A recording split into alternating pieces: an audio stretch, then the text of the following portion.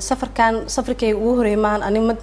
dalkay ku matalay Soomaaliya waxa ay gabadha Soomaaliyeed u tartamaysay Miss Africa 2025 waxaan ka gaarnay 10 kaalin ugu horeysay wadamada Afrika ee u tartamaan markaan 25 ahaydii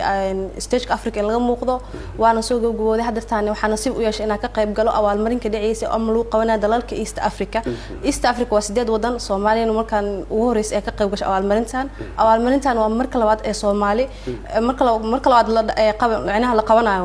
وانا marka ugu horeeyay Soomaaliya ka qayb gasho waxaan lagu qabanaa dalka Tanzania marka nasiib waxa uu yeeshay inaan u tartamo abaalmarintaas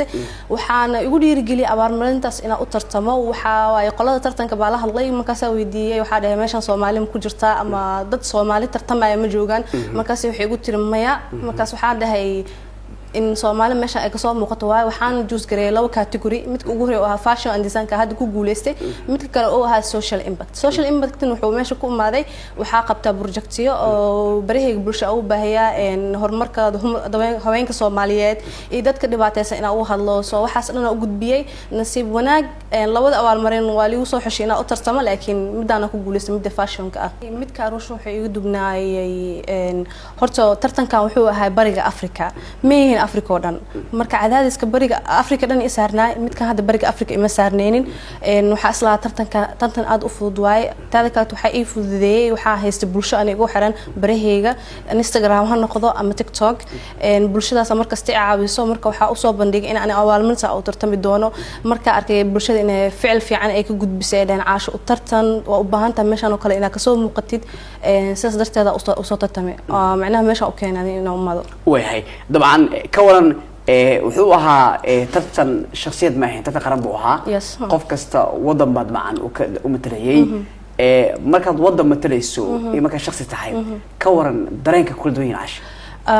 marka horta oo aniga nafteeda marka matalaayo iyo marka wadankay matalaayo waxa ila weyn wadankayga marka matalaayo aniga waxa gabar wadankan ku dhalanin oo wadan Sacuudi Carabiga ku dhalatay laakiin waxa jecel u qaba qarannimo iyo Soomaalinimo markasta waxa u dadaalaa inaan wadankayga ama calinkayga meel dheer inaan gaarsiiyo waxa fiiriyaa markasta tartamada adduunka marka la qabto ama walba maanta Soomaali meesha ma ku jirtaa ama calankeena meesha ma dhex taagan yahay waxa isku xilqaama inta tabarteeda ay tahay inaan u tartamo hadda saa arkaysi East Africa sa ku sheegay marka hore